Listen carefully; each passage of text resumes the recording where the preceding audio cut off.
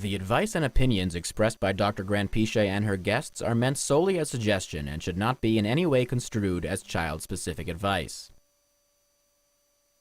Dr. Doreen Granpeesheh is the Dr. Doreen is an expert in autism. Doreen Granpeesheh. Dr. Granpeesheh. Dr. Doreen Granpeesheh. Dr. Doreen Granpeesheh is a visionary in the field of autism. Now you can ask her questions on Ask Dr. Doreen.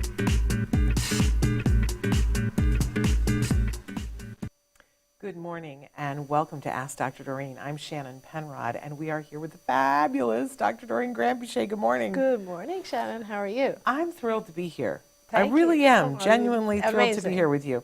And thrilled to be here with our fabulous Chris Desmond. Yes. That we were just saying, I said, you know who Chris reminds me of a little bit? He reminds me of Ted Lasso. Not Jason Sudeikis, Ted Lasso. Let's hope that Chris finds that to be a compliment. I mean it completely as a compliment. He's just bringing a really good energy, and we're really excited to have Chris here working with us. So I hope that for those of you who are watching and joining us, there's a lot that we want to get to today with Dr. Granpeesheh. If it's your first time watching, she's a true expert in the field of autism. She's been working in this field for over 45 years. Yes, I know. It's not Yikes. a skincare commercial, but over 45 years, can you believe that? And she is at the forefront of fighting for individuals who are on the spectrum, for their rights, and to help support the families who love them. Is there a better mission on this planet? I don't think so, and no one does it the way she does, with as much grace and as much energy as you do. Thank you so much, Shannon. It's thank my you. honor to be here. It really is. It's a blessing that I have the opportunity to be here. Well, Thank it's you. my blessing to get to be here with you, truly. And during this hour, Dr. Granpeesheh donates her time to answer your questions. That's really what this is about, is helping you to get to the answers that you want. Now, there is a disclaimer here that she will answer the questions that you can, but she cannot give. There's no expert who could give individual specific advice in this format. It wouldn't honor the people that we're trying to give advice to, right, in any way, shape, or form. But having said that, she has a wealth of knowledge. If you will write in, tell us what's going on with you or someone you love on the spectrum, she will give you information, especially if you tell us where in the world you are. She will give you information and ask you more questions so that you can go back to experts who do have eyes on the situation and hopefully get the answers one way or the other. We're saying hello already to Maggie. So thrilled that you're here already, which brings me to my next point. We are live right now on Facebook, YouTube, Twitter, and about a dozen other sites. And you have the opportunity to interact. That's something that you can do from those sites directly. All you have to do is write in on Facebook or YouTube or Twitter, and it will show up here on our iPads, and we can have a real-time, close to real-time conversation. It does take a couple of minutes, and sometimes we get behind in questions. So write in, try to be patient. I try very carefully to scroll and not miss anybody. But if you see that it's getting to the half of the hour and I have not addressed your question, feel free to ask it again, because we try to get to as many questions as we possibly And usually can. our questions start pouring in sometime towards the end of the show. Yes, it's always at 48 minutes into the show that you guys come up with all these questions, and I go, oh no, I can't fit all of them in the last 12 minutes. So try to send your questions in early. We always have a starter topic, a topic that we've picked based on a question that somebody has sent in. By the way, you can send in questions ahead of time.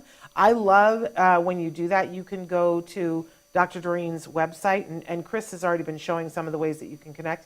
If you go to Dr. Doreen's website, there is a tab that says Contact Us. When you put your question in there, it goes to Marina, and Marina is fabulous and on it, and she makes sure that the question gets to me and to Dr. Granpeesheh, so you can do that. You can also always email me directly. That I am much less efficient than Marina is. She's to amazing. be honest. She is so amazing and organized. So that's really the best way. But there is my email on the screen, shannon@autism-live.com. Of course, we're shouting out to all of you who are listening in podcast.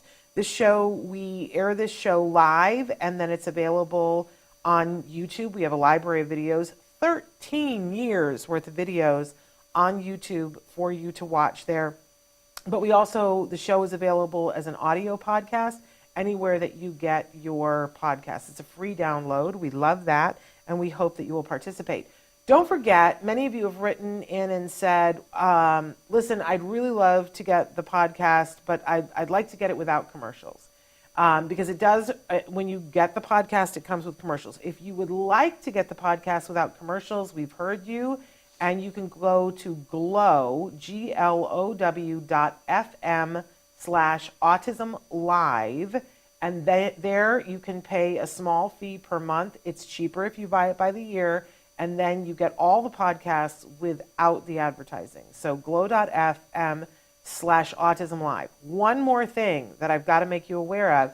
Dr. Doreen, Ask Dr. Doreen, is now its own podcast. So for everything except for that being without the advertising, you should be signing up and following Ask Dr. Doreen as its own podcast. If you want to automatically, subscribe and get that feed, you should do that. And Maggie says, thank you in advance for your help. Well, I can't wait for your question, Maggie. In the meantime, we're going to start with our topic of the day, which is teaching language. Very big subject, right? Something that we're all interested in. Doesn't matter how old an individual is on the autism spectrum, we always want to be building language. And that means many different things. Yes. So I want to get to this first question, which is not the one I see. Are you able to briefly explain how language works in children who have autism, or maybe just language in general? My son, who just turned 4 and has been in a 40-hour-a-week ABA program for a year now, is working on Abel's interverbals. Mm-hmm. I am so confused on how he is able to tell me when asked, what sound does a pig say? And he can answer and say oink oink, but then why can't he answer oink oink goes the blank? Okay. Yeah, okay. Can I add to that? She says also, will learning always be like this, and will he have to be taught everything like this forever? And if so, won't that mean that he needs to be in ABA forever? So that's the second part of the question. This is a great question. Isn't I it? really love that question. Yeah, very, very well thought out question. Okay. So generally speaking, I think I have to explain more than just how language works. I think I have to kind of talk a little bit about how ABA works as well. Okay. Because generally speaking, with ABA, the concept is you reinforce something, it'll increase, period. There we go. So you can teach any aspect of language, any aspect of any other behavior by just modeling it, or what we call prompting it. Modeling is a type of prompting. And then rewarding that response, and then that it'll increase, right? So you're talking here about, as an example, just animal sounds, and you can teach that in multiple different ways, right? If you, the short answer to this question, but then I want to go back and talk about just language in general, and kind of how we teach it from a behavioral perspective. But the short answer to this is that your child has memorized that one SD or discriminative stimulus, so that he has memorized the response and he's not really comprehending the meaning of what he is saying. That's why you have to teach it to him in a different way, because he didn't comprehend it. If he comprehended that, the first format of pig says oink, what oink, does a pig say? Oink, oink, oink. oink. If he understood what that means, then it would be easy for him to respond to the other version, right? And these are different versions or different topographies of the same question, really. So, and that's not necessarily a good or bad thing. Kids usually will memorize in the beginning, and then they'll generally over time they'll figure it out, and then they'll start paying more attention to it, and then they'll realize, oh, that's what the meaning of this is, right? Yeah. And that's very, very important. So let's go back to how we teach language as a whole in general. So usually ABA follows the language rules of B.F. Skinner. And B.F. Skinner was a behavioral psychologist from many years ago, and he wrote a book called Verbal Behavior. And he kind of described how any typically developing child will develop language, and tried to follow that in the way that we teach verbal behavior or language. And the way that it goes is that we generally, and if you pay attention to typically developing kids, you'll see this pattern. The very first type of language, and language is a little bit different than speech. Language is the use of speech. And that's a great example because like right here, your child is responding with speech, but not really understanding the meaning. So it's not really communicative language for your child yet. But anyway, the way that we teach language, it starts with manding, because that's the first thing that you see with very young children. A young child will generally, their very first words are requests, are things that they want. And that is just, I could talk about why that is for hours. I won't. But generally speaking, it makes sense, right? You have a baby wants milk or wants mama or wants whatever, and those are the words they learn, right? So, and a lot of times a baby will, this is how it starts, right? A baby will cry and mom will say, oh, did you want your bottle? Did you want you know, and then the child will learn that word that gives them relief, and then through conditioning, they'll use bottle or milk or whatever it is. Yeah. And they'll learn every time I say milk, I will get milk. Every time I say whatever, I will get that, right? Initially, it's just crying to express their needs, and then it becomes language. Yeah. And as soon as the child realizes that that language is useful, it's functional, then they start to grow from there. And that's a very important part, right? Is that our kids need to realize that their language is functional, it's useful. So basically, that's how it starts. And after manding, and that could then develop into different, like more advanced. So for instance, I want to go outside. You know, I don't want that. So just expressing your requests and the things that you do or you don't want. That's manding. That's first. And then the format of the language, the speech, usually starts with one word, and then it'll expand to phrases and sentences and become more descriptive. I don't want that one. I want this one. I want the red one. I want the big one, whatever it is. And then after that, the next level, if you now go by age, right? Now we're looking at, let's say, a 2 to 3-year-old. The next area of language that develops is the tact. Tacting is when we label things in the environment, and we don't label them because we need them. We label them because at this point also our joint attention has developed, and we want to share them with you, with someone. So you don't just walk around alone labeling objects, but you do in the presence of someone else, and you do that in, like this is now the young child in the back of the car going, fire truck, bicycle, whatever it is that they see. And that's an important developmental phase, very important, because it's not using language to get something you need, it's using language to join minds. It's like, this is what I see, I want you to see it too. And that's a huge, huge thing that is deficient in our kids, and we have to teach that. And so that's tacting.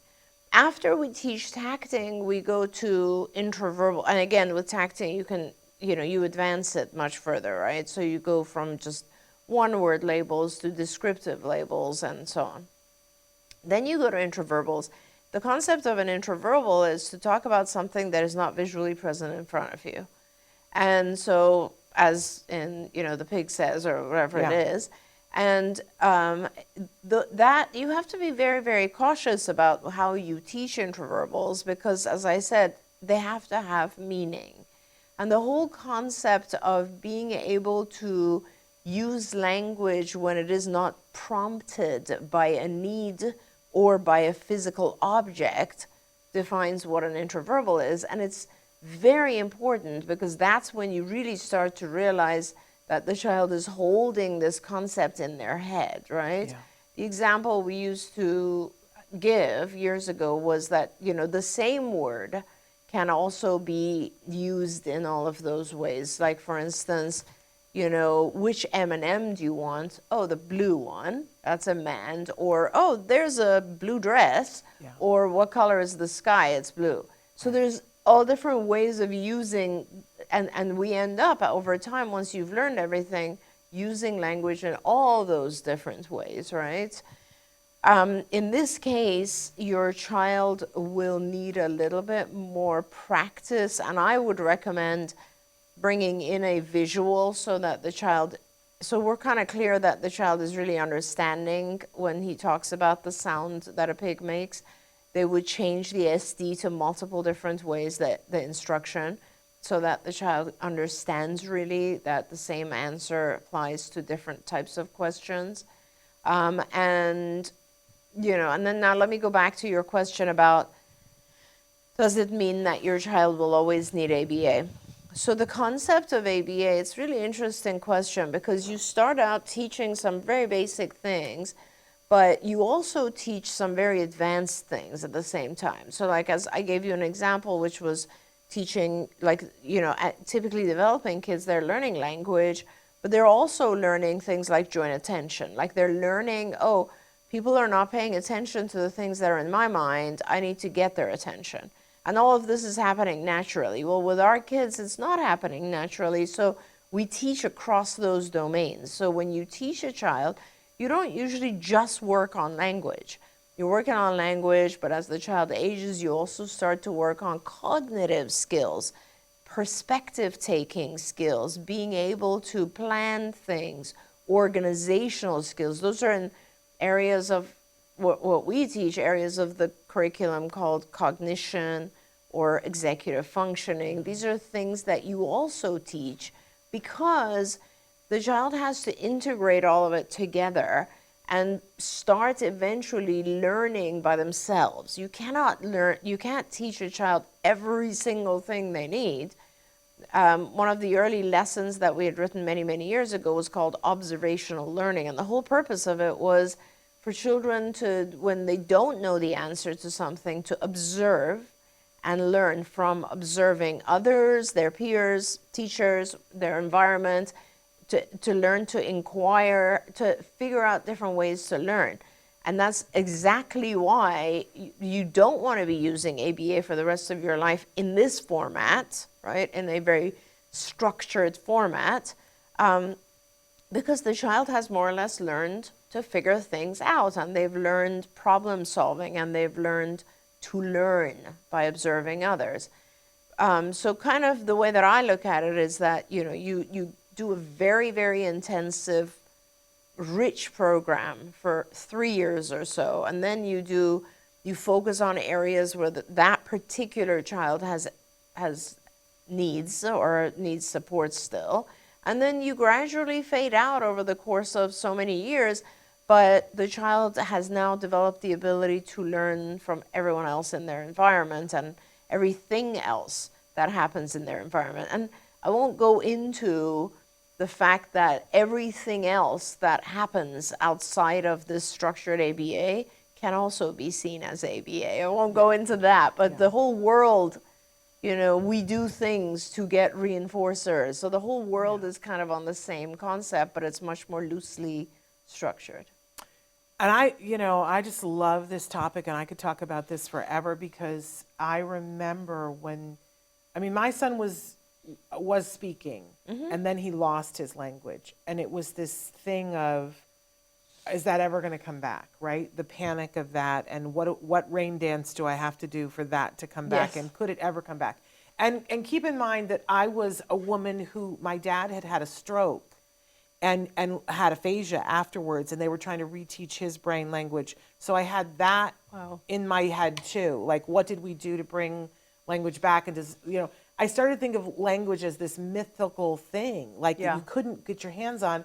And it really struck me that my whole life, when I had seen children, I loved children, and friends' children, and my sister's children, and my son's children, and I would watch them develop language and never thought about it. Like, how were they doing that? Because it's an amazing little miracle when a child just, poof, develops language. And then all of a sudden, here I was, a young woman with a dad who'd had a stroke and couldn't find his language. And then I have a child who had language and lost it. And I was like, I need to pay more attention to how does this, how does this happen, and how do you grow it? Like yeast, how can you grow language? And I will tell you that I eventually came to see that one of the amazing things about being a parent of someone on the spectrum is that you are forced to see the miracle Yeah. of language So growing. true. Yeah. You know, now if I walk through the grocery store and a child says, I want this, I will turn and go, that is good talking. Yeah. To a typically developed, and I go, that's amazing. Did you just hear them? Like, to me, that's a miracle. Yeah. And the parent is like, they're just talking. Yeah. It's not a big deal. And I'm like, oh, be careful with that. It's Yeah. a very big deal. Yeah. It's a very, very big deal. So I would always talk about, and I referred to ABA as the autism miracle in my living room. Right. And that the miracle of growing language and, So true. and how we get to see it and learn how it develops and be mindful and present as So it's true. developing. Yep. And I learned to be grateful every time my son jumped through another hoop. But I always wanted to read the end of the book. Mm-hmm. I wanted to know how it was going to all come together because I couldn't picture it. You guys were in my home and with him in the clinic and showing him, and I was like, but how is it going to coalesce? Yeah. Is there ever going to come a time Right. when we're not going to have to teach it? Because I didn't know about generalization. And then over time, there would be these moments where all of a sudden there would be a poof, and he would get one segment of it. Yeah. But I remember the day that I went, oh, it's all coming together.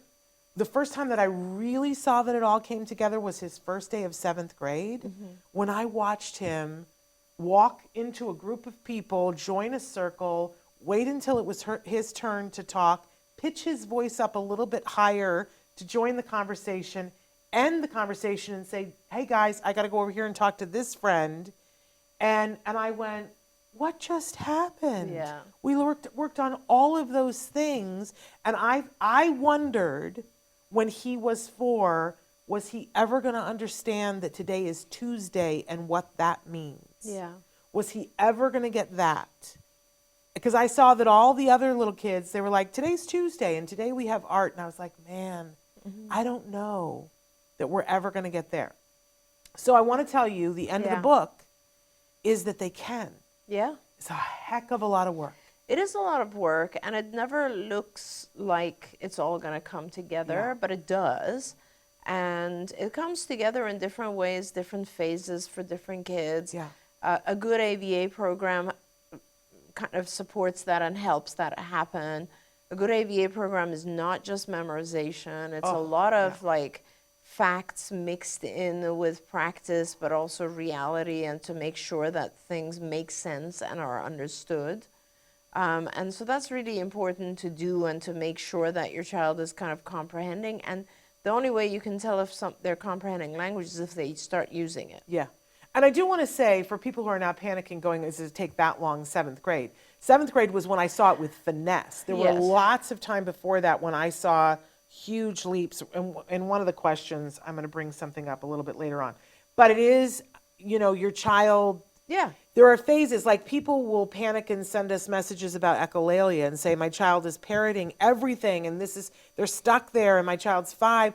And then I love when you remind, well, that is a phase. That's a good. It's good. It's not bad when your Yes. child has echolalia. It- It's a good thing. it's just because that- they're echoing. They're actually able to produce the sounds they hear. Yeah, it's just that for us, we're used to seeing it earlier, but it's still a phase that's really important. Even if your child is 6 and doing Yes. it, it means you're getting somewhere. Yes. So we need to all stay calm. Okay, but Maggie has written in, and this goes right hand in hand with what we're talking about. My son screams when he cannot get what he wants. For example, slide. He begins saying slide in a normal pitch, then escalates to a screaming level and in a repetitive way, and he does this in public. Right.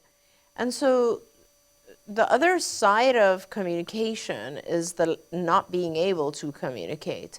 And as you teach communication and language, and again, what I was saying, our kids start to use language to communicate their needs.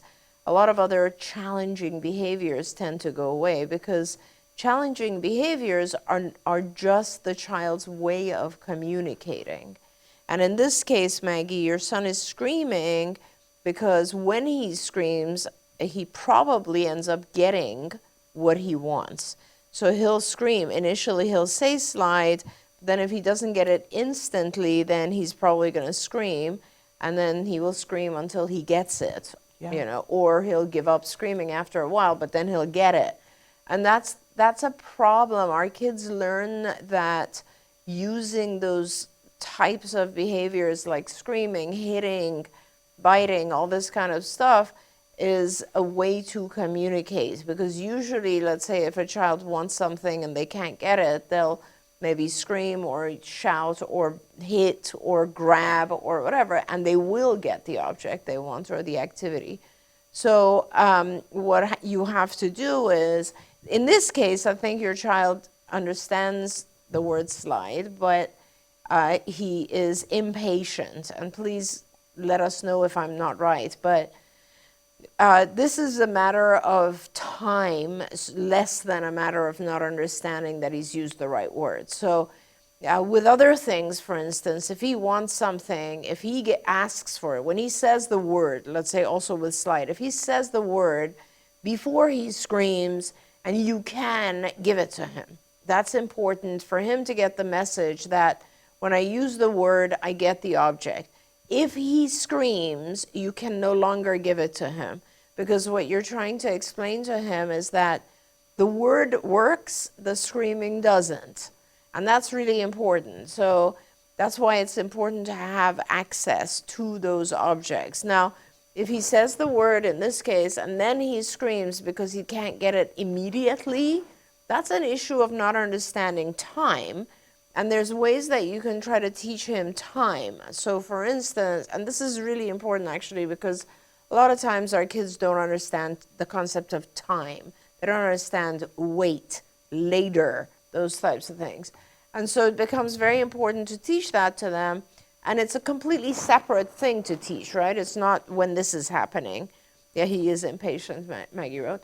So you teach them the concept of waiting separately, which is the way you do that is you'll either ask them a question or give them an instruction, and you'll set a timer.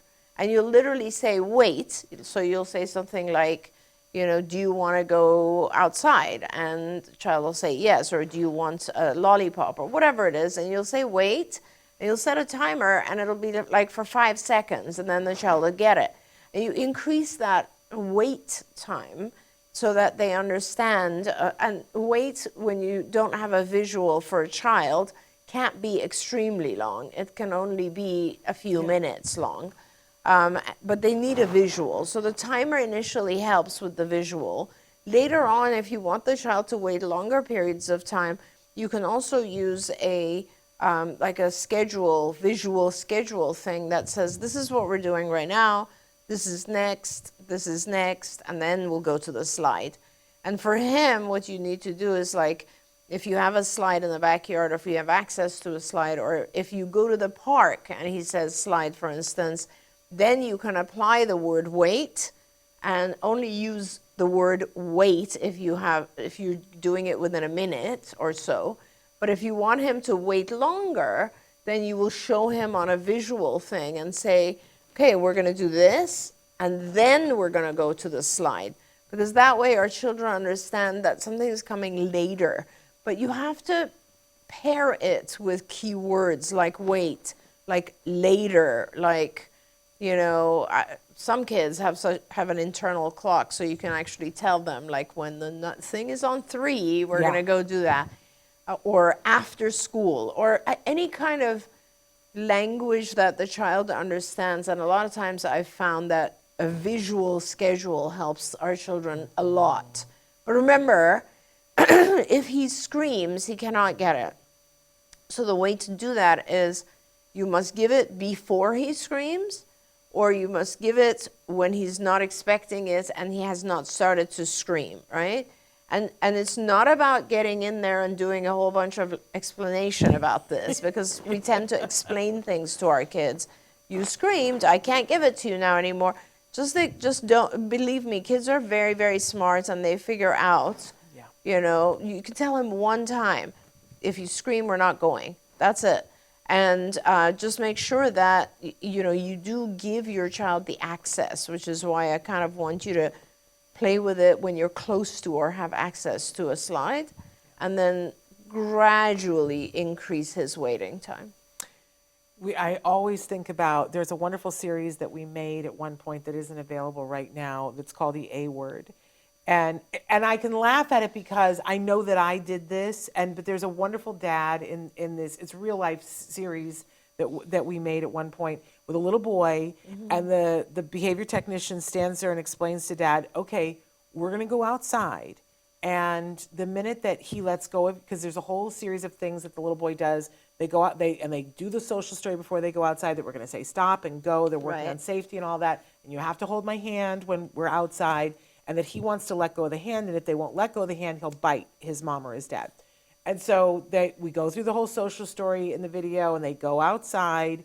And she's prepared, Dad, if things don't go the way we want them to, and he lets go, then you're going to pick him up. He's a little one at this point, and you're going to come back inside because he loves being outside, but we're setting the rules that when we're outside, we're safe and we don't engage in this. And if we come back inside, there won't be any discussion. You'll just pick him up and you'll bring him back inside. And so, of course, they go outside and he fusses and he lets go of the hand and he bites, whatever. Dad picks him up and brings him inside. He puts him down and he starts yakking. He starts yakking, going, I told you that if we went outside that you had to do this or you lose outside. And I love the BT because the BT, like you want to go, you just broke the rule, Dad. But we all know, we've all done it, right? But the BT goes, can I talk to you over here for a second? And he's like, sure. But he's like instructing the child as she's going, no, right now, can I talk to you over here for a second? And she's distracting the dad. And then finally he goes, oh, I wasn't supposed to say anything to him about it, was I? We were just, but we all can relate. Yeah, because it's our normal way of life. We want to go, and I didn't want to have to take that away from you, but I have to take it away from you because we set the rule. And it's so hard to just, very hard.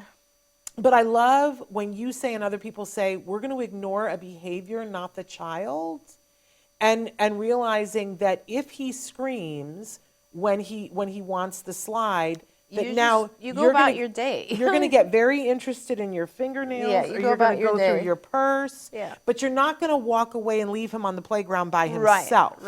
Right? You're just going to be so busy with your phone for a minute, whatever. You're not giving that attention, and your child is not getting access to the thing that they're screaming about. Exactly. Or if you have to leave the playground, that you're picking him up and he will lose it the first time. Yeah. You need to be mentally and physically prepared for him going, this has worked in the past. And many times, not just the first time. This is an extinction burst, which basically means from the child's perspective, he's thinking, why are they not responding to me? Every time I scream, I get the slide. Why am I not getting it right now? So he'll scream a little higher pitch, a little louder, and you just go about your day. You just do your thing, make sure he's safe, but doesn't have access to the slide. And when he's calmer, and then you can say, did you want slide? And he'll say slide, immediately give it to him. It's just a few times where the child understands the word slide gets me slide, the word slide and screaming doesn't. Yeah. And Maggie said, I wish you guys put the A Word series back again. I've watched. Thank you, ladies. Can I tell on you for just a second and say this is one of the reasons why I'm going to cry. I respect this woman so much. That a great deal of time and energy was spent on creating that series, and it was very helpful to the world, and the parents were very on board with it and very excited about it. And then the little boy became a teenager, and the parents came back and said, it would be best for him if we let him be a teenager without being all over YouTube until a certain point. And I was like, well, and I came to you and you were like, absolutely no, take it down. If it's not what's best for him. That's just amazing because you cared that much about that individual little boy that you said, no, take it down until they're okay and whatever.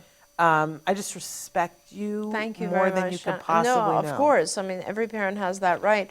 But also you just made me realize, bringing up the A word, that we have access to a lot of kids right now, and not to make it into a huge production, which we did last time, but just I wonder if there are ways where we can share so much of the video, share videos of so much of the therapies that we do, because Yeah. we have thousands of kids in therapy right now. Well, there is a parent who has said to me that they would like to make their child available for just that. Oh, that's awesome. So, that's yes, amazing. we can talk more about that. And if anybody else is watching and is like, I would be willing to have my child videotaped in that way, We'd love that. Absolutely. Okay, I want to get to this question because and I have a funny story to share. But my 5-year-old, and I don't mean to laugh because this is very serious. My 5-year-old is growing more and more language, but now he is swearing. Yes. How do I get him to stop swearing but not discourage communication, which I think is a great question. And they say, I don't want to give him a mixed message. I want to hug this parent because that's a parent who's getting it, who's understanding. Yeah. Yeah. Okay, so what do you do? I mean, there's a lot of different ways that you can teach this. I think it starts with, I don't know enough detail. I don't know if he's using swear words towards people, or he's just walking around throwing out swear words when he's frustrated, let's say, or something like that. And each one has a different thing. Like, for instance, if he is using swear words when he's frustrated, you need to give him different ways to express his frustration. If he is throwing swear words at other people, it's probably best to teach him perspective taking so that he knows how they feel when he says a swear word. You can also obviously generate rules that have to do with different levels of, or different environments, different levels of people, and it's okay to maybe, maybe he's heard it at home, maybe it's okay in one environment, it's not in another, or with certain people like your friends, not with, adults. There's all kinds of ways to teach this, but it's just really an issue of differentiating language. And don't worry, it's not like he's going to stop communicating. He's just going to learn some languages okay and other languages not okay. Yeah.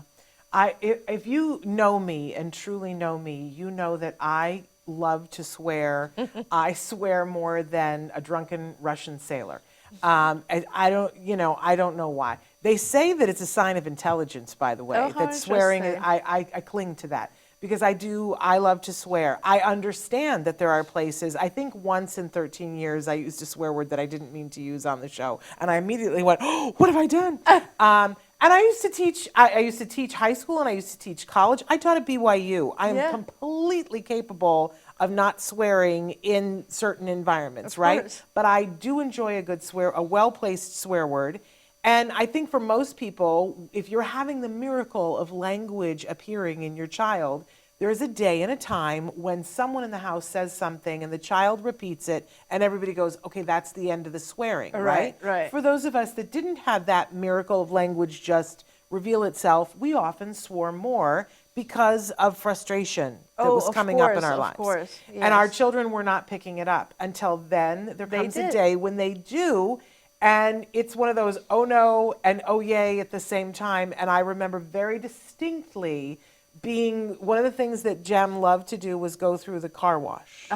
And so if we were having, a day or whatever, we'd be like, let's go to the car wash. Yeah. So we went and we were waiting in line for the car wash, and the person ahead of us, we'd done this many times. And so there was an expectation. We're waiting, we learned waiting. That car has to go first. But they can program in and do all the extra special washes. Right. People don't usually do this. So it usually takes very quick, they go through. Jem is in the back seat in the car seat, and the guy ahead of us is going, and from the back seat, my son says, when is this effing guy going to be done? And that's the problem. Lost it. That's what I'm saying. The reaction is always that we laugh. Oh, and I was trying very hard not to, but I was like, but I couldn't wait to get out of the car wash, and the whole rest of the car wash, I was thinking, who am I going to call first?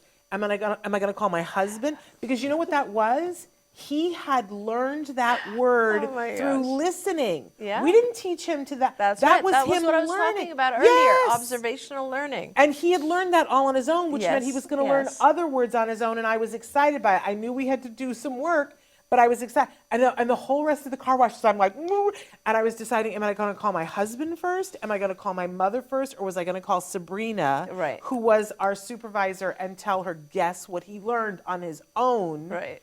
And in a question form, and in a way that I would have used it. And I celebrated that day because funny. it was amazing. Yeah. And I will say for us, because I'm still not good at, filtering at home when I'm comfortable, the torrent of language comes out, right? And in my car, the torrent of language comes out. That's so funny. You've been treated to that before.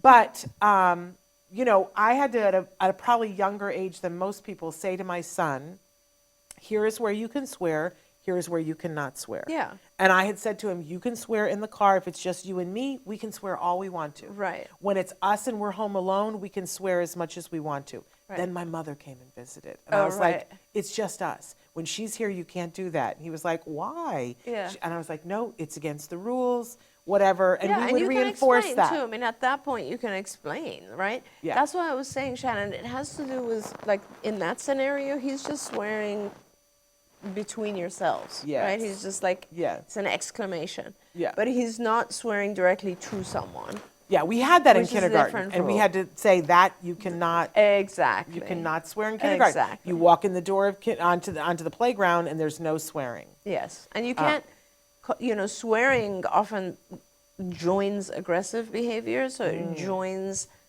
being aggressive or assaultive towards someone, and that's never okay. Yeah. And so those are the types of rules. Yeah. But yeah, He had not seen that because when I swear, it's just for the enjoyment of Yes, it, not yes. to hit anybody. But scary, scary stuff. Oh my gosh. Okay. Another question we had sent in: my 4-year-old is not speaking yet. At what point do we give up hope that he will speak? Our ABA team wants to have him start using an iPad to communicate, and I feel that it is too soon to give up. First of all, we're giving a hug.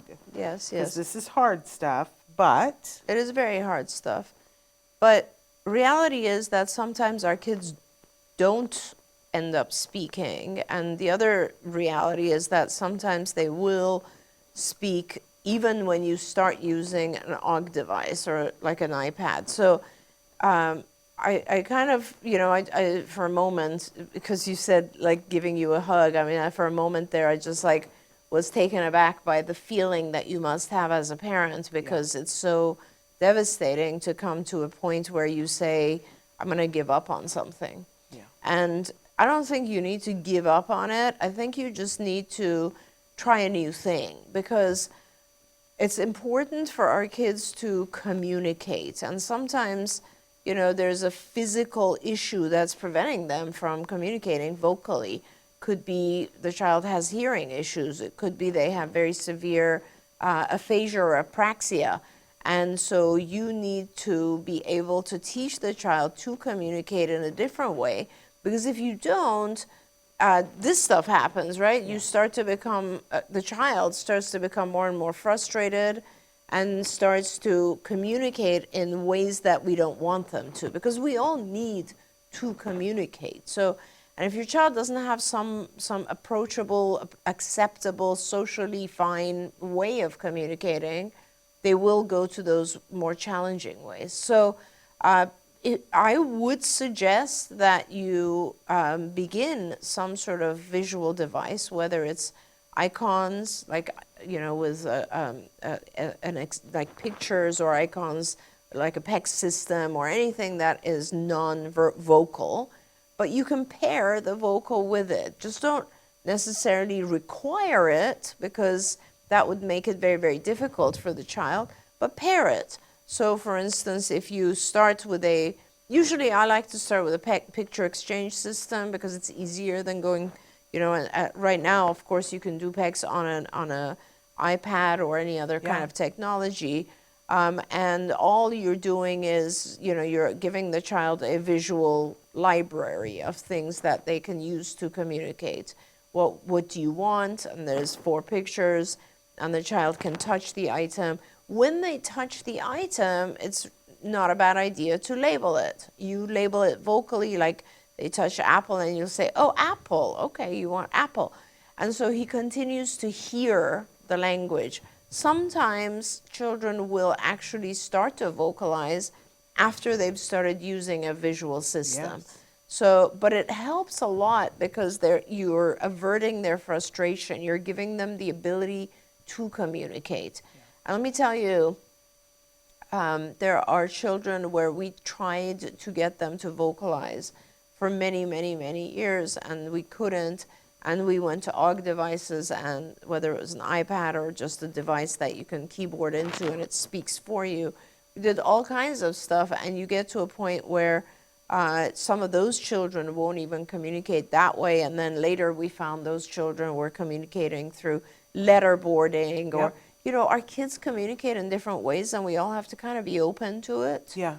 And so that's, I commend you, and I suggest that you go forward and try it. Yeah, I love that because so much of the research points to the fact that if you give functional communication, that it is the doorway to spoken language. Yes. And I know that's what we all want. We all want spoken language, but if you were to pare that down, I think what we all want is communication. Yes. What we all want is to be able to know what is happening inside our children and understand their point of view. Exactly. And it's very frustrating for parents when you don't have that now and that fear of, will we ever get there? But you've been in this community for 45 years, and I've only been here for 18 years. But even in that 18 years, it is amazing to me what I have seen, because I've seen parents go through okay, my child is nonverbal. I mean, there's a wonderful case that Connor, who does Cooking with Connor, and you saw him on our podcast-a-thon, and we've been with his mom, Carrie, on many occasions. Eventually, Connor was diagnosed with apraxia, which is a different road. And but a lot of times, 10 years ago, they were telling us apraxia, oh, well, you're probably not going to get to language. And Connor recently was re-diagnosed as he's no longer considered nonverbal because he's gained so much language. So whenever a parent says, I don't know whether to give up on something, I'm inclined to say, hey, don't give up at all. Just change your path. Change your path. And we've seen so many individuals lately that when they are given the ability to communicate, you can see their point of view. Right. That graduation speech that they were just playing for us a couple of days ago. Oh, yes, exactly. That was typed by a young woman that, had, I don't know that anybody knew that she was going to be able to ever write that kind of and deeply intense her feelings and her thoughts about things. Yes. And how she would like the world to view her. We've seen that with Carly Fleischman. Yes. You guys have seen that with Emily Grodin. That, being able, these wonderful things that erupt that we hear, that not only do they have a point of view, but they're writers. That's right. That's right. So don't give up. Don't give up. But do welcome that iPad or assistive or the iconic. You're kind of opening up a whole new world and giving your child a new tool. So look at it that way. There we go. All right, we've got time for questions, you guys. So if you're watching and you want to write in another question, while we're waiting for a question, though, are we able to play that video? Yes, Chris has made a wonderful video. You've got an event coming up. Yes, we do, and we're very excited about it. October 28th. It's our second annual All Ghouls Gala at the Woodland Hills Country Club. It's an event that is a fundraiser for our nonprofit organization, Autism Care Today. And that organization, of course, we kind of all volunteer our time, and it gives away funds, grants to families. Right now, we're very focused on helping families with their co-pays to insurance, because that opens up a lot of availability of hours and support for families. So we really are into the co-pays, but we also fund safety equipment, occupational therapy equipment, medical visits, lab expenses, Assistance dogs, iPads. We do there's all kinds of funding, and we're happy to provide it. this event is our way of fundraising. This is our big annual event. So we hope that you will support us. And if you can come, please come.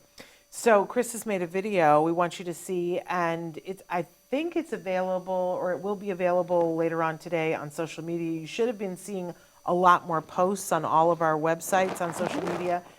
If you aren't able to come, hopefully you can tell others who might be able to come. Yes, yes. You can go on to the Eventbrite and you can purchase a ticket for another parent who is in the area, or an adult on the spectrum. It is an adult-only affair. But there are people who would appreciate it if you were able to donate or part of a ticket for somebody to come. We're open to that as well. So take a look at this video that Chris made.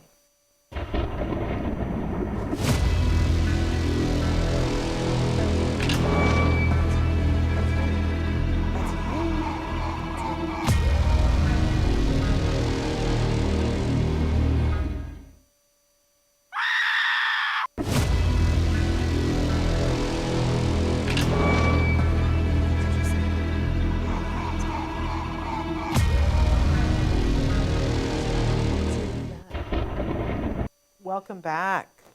Very creepy. Yeah. Very creepy. It is an adult Halloween party. Yes, it is. And it's going to be a lot of fun. And we have a lot of different fundraising activities. Yes, that will be very fun. And of course, we've buried the lead. We, at these events, we started this last year, there is a Lending Your Voice Award. That's right. That we give each year to a couple of people or entities. It's to a person or entity that has used their voice to uplift the voices of those that are neurodiverse on the spectrum. Exactly. And have furthered the conversation. This year's class, I'm very proud of. Dr. Doreen Granpeesheh, you're Dr. Doreen Granpeesheh. We need to give you an award for this. Thank you. Okay. But Dr. Temple Grandin is going to be It's there amazing. and is I'm accepted. so excited. I'm excited. I talked to her again the other day just to, finalize some things and ask about certain things. And I'm very excited that she's going to be there and she's looking forward to it, which is really fun. And that would be enough, right? But also Joe Mantegna, who we love, is he the menschiest of menschy? He's amazing. Oh my goodness. I love him so much. And he has been such a voice for everyone. And then, of course, Ariva Martin, Yes. who we love and respect and admire, who was a wonderful advocate and created the Special Needs Network. She's a lawyer. You guys have seen her on The Doctors. She is amazing. So she's getting an award too. So it's going to be exciting. And there will be some other celebs that are going to be there as well. I'm very excited. We'll share more of those as it gets closer because I don't want to give it all away. No, it's going to be a lot of fun. Yeah, and again, for folks who cannot actually attend or purchase a ticket, we're also looking for organizations that can donate swag, because we will have some very, very nice bags, swag bags. And we're looking also for organizations that can donate huge prizes for the raffles that take place there. Yes, very excited about that. Yeah, you said something the other day that really motivated me because you were like, you're not going to be able to get this. And I'm like, I've got to try. Oh, yeah, yeah. And I've not yet scored, but I'm like trying. If anybody, I really want to show Dr. Granpeesheh that I can get somebody to donate a Birkin bag. Oh, I'm putting it out there. I and was she's- like, okay, first of all, like the It's concept. crazy, I know. Someone said, oh, one of the prizes should be a Birkin bag. And I was like, I'm kind of opposed to the whole concept because spending that kind of money on a purse is like just so But I want somebody to donate it, and out of the goodness of Yeah, their if heart. somebody donates, so that'd be great. I'm putting it out there. If you know anybody who has a Birkin bag that wants to donate, it would make my day because I want to make a believer out of Dr. Granpeesheh. But we're looking for other stuff as well. Quickly, before we run out of time, Stephen has written in and said, "Hi everyone, my son's speech therapist wants to stop speech therapy at the end of the year, which on the one hand is great, but I'm worried about stopping. Do your kids regress when stopping therapy?" Yeah, so, I mean, I don't know how much speech therapy you're getting, and usually people don't get a lot of speech therapy. Usually they get maybe 2 to 3 hours a week, maybe even less. I think that's a lot. I think That's most quite get a- a half an hour, an half an hour. Yeah. that's not going to, stopping that is not necessarily going to cause regression. It might, obviously, like anything else, your child might forget some things and then they're also not progressing. But I have seen regression when someone stops intensive ABA. Yeah. And that's a little bit different. That's because intensive ABA kind of ends up being sort of your mode of communication, and it becomes your world. And then once you stop that, the child gets very confused and regresses to using challenging behaviors again. So I wouldn't be worried. And I don't know also if you are worried, why is your speech therapy stopping? Maybe that's because your child has progressed to a point where he or she doesn't need it. Yeah, I doubt that highly. I'm going to bring cynicism in here. Schools, yeah. I mean, because it's coming from a school. It's very likely. I love speech and language pathologists. First of all, let me say that. I do. But schools will pressure them to only have caseloads that are so big. And there is this natural attrition thing where they say, oh, well, they've been having speech for 3 years, so we're done. Yeah. I would question that. I would question that. And often what we've seen people do is go back and say, yes, you're right. We'd like to stop having the one-on-one that you have been doing with him, but now we would like for you to have it be more pragmatic language in a group setting. We used to have a thing at our school that a lot of people have, they call it different things, but it was called lunch bunch, where then my son would go in once a week and have lunch with a group of kids, some of whom were also having speech, but then they would pull in other kids that were completely speech normal development, and they would play a game during lunch, and there would be people there to monitor with the SLP to help make sure that we're getting the peer language down right. I wouldn't let them just take it away, Steve. That's my point of view on that. I would push. But it's great that they're saying that your child is progressing. Celebrate that, but push them for something else. And also, usually services that are funded by the school can continue into the summer, just so you know. Yes, absolutely. In fact, we do a lot of makeup time in the summer. Maggie has said, hope you ladies can do an episode about tacting and interverbals more in depth, how to teach a kiddo those verbal operants. Look at us throwing those words around. Do you remember like 13 years, bless you. Excuse me. Do you remember 13 years ago where we had a group of parents and none of us, myself included, I wouldn't have used the word tacting and interverbal and verbal operant like it was Tuesday and Wednesday and Thursday. Look at how much we've grown as a group. But yes. Yes, of course, we can do that sometime. Yeah, but I would also urge people to check out skillsforautism.com where they have all the lessons on how to teach all of those things. And, that's how I learned all of that. So pretty amazing. We are just about out of time here, so I want to give some programming notes that we had been in a little bit of a hiatus period and we weren't doing as many shows, and we're very slowly getting back to doing more shows. So tomorrow we're doing an Autism Live Parent to Parent, and I'm giving my top 10 tips for having successful Halloween. Oh, and if nice. it feels early, I want to tell you it's not. Now is exactly the time to be talking about what to be doing so that you can have that wonderful Halloween that you have dreamt of having with your child who might have sensory issues and may not want to wear. I always think about Jem and his Spock costume. He was Spock one year and it was so cute and I just loved it. And there were the ears, right? And we had to spend a lot of time getting used to wearing the ears. We got the picture. He wore them to the first house and then we went, ears are done. He's Spock without the ears. Yeah, there you go. Life goes on. It was all happiness, right? But there are things that we mentally have to prepare for in order to deliver the happy Halloween. So that will be tomorrow if you're at all interested. Regular time, regular bat channel. And we're going to be coming back with more Autism Live next week as well. So you'll see more things happening live. I know some of you are like, they went away permanently. No, we just had a lot going on. And sometimes regular shows take a hiatus, right? So every now and then we have to do that too. So that will be happening as well. There was something else I was going to remind them of, and I can't think what it was. So I guess that's it. But thank you for being you. Thank you so much. Thank you. It You're was so lovely awesome. as usual. All right. Thank you, all of you, for watching. And feel free to write in your questions to Dr. Granpeesheh's website so that Marina can be in charge of them. She will share them with me. All right. I'll see you guys tomorrow. Until then, give your kiddos a hug from me. And and one for you too. Bye-bye for now. Bye, everyone. Don't forget, you can watch Ask Dr. Doreen live every Tuesday morning at 10 a.m. Pacific time. We hope to see you there.